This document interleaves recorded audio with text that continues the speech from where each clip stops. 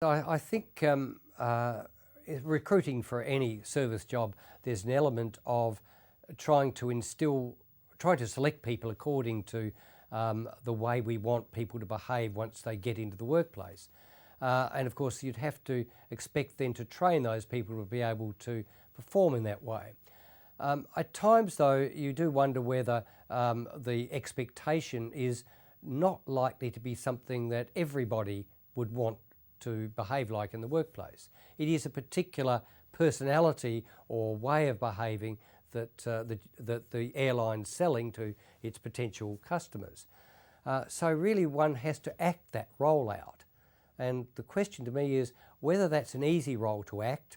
If you were to say that the Jetstar work environment's meant to be one of play and easy interaction, then that suits people who like that, but doesn't suit necessarily everybody. You may be very good at your job, but you don't necessarily want to make your job into a playground.